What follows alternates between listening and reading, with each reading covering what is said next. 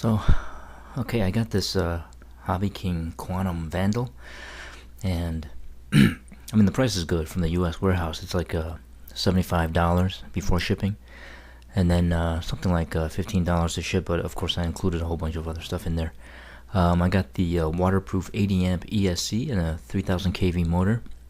I know it's been around for, or the kit's been out for over a year, and then recently they released the almost ready to run version. But I wanted the kit so I could put in the 80 amp ESC for running 3S.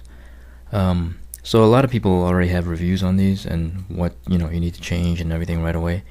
But I just wanted to give my take on how it works as just a casual recreational RC instead of something serious and for racing.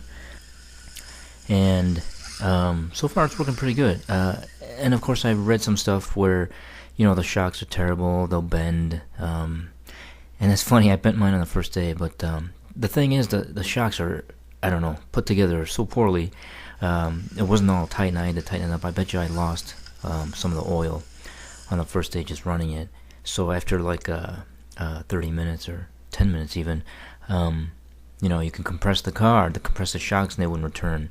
So I took them apart and I dumped all the oil out and I replaced it with some of this team associated 50 weight. And I don't know if that's good or bad, but that's all I had. So far it's running great with the heavier oil. And maybe it's too heavy for the buggy, I don't know, but I gotta say I like it nice and firm, so it's running pretty good. I do have some traxxas shocks on the way from eBay, so you can get those really cheap. I think they were like $13 before shipping. And I got some traxxas tires and wheels and tires on the way too. We'll see how those work. I think those will be good for snow and some of the bigger stuff around here, so it doesn't sink, because these front tires are a little narrow. But so everything's pretty good. The hopefully the traxxas shocks are a little more durable than these.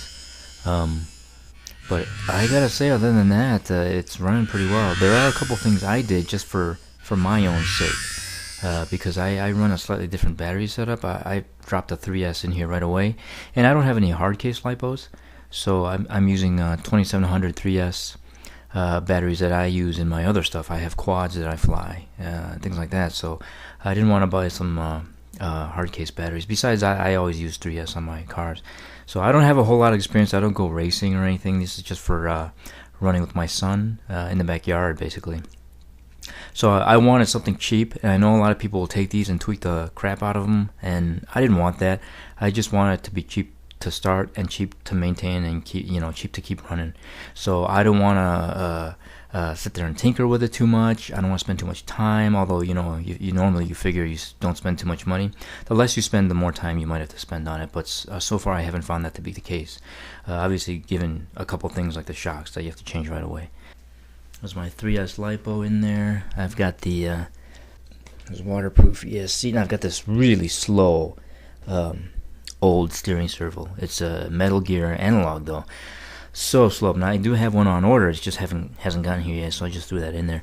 The one I have on order is the low profile digital. It's like 0.07 seconds at 6 volts and 0.09 at 4.8. Right now I'm just running the 5 volt. Or 4.8 or whatever, 5 volt normal voltage. So the one thing I did, or the few things I did, was I was worried about the motor. So I took some flat slabs of aluminum, and then I beveled them in the front and the back so they wouldn't get caught on anything. And I cleaned both the aluminum and the bottom, and then I just used some industrial double-sided tape to hold them. So far they're sticking pretty well. They haven't torn off. And it's doing a good job of protecting the motor and the spur gear. And then you'll notice this, because I don't run hard case lipos, I stuck a piece of plywood. It's pretty thin, it's like 1/16, but it should prevent anything. Like an idiot, I forgot to waterproof it before I put it in there, but it's easy enough to take out. I just put a couple drops of welder glue, so I should be able to take that out. All in all, it's for what it is and the price, it's fantastic. If you're going to race, I don't know, you might have to do a lot of stuff to it, and maybe your money and time is better spent elsewhere, but for driving around in the yard or at the park with my son, it's fantastic. Thanks for watching.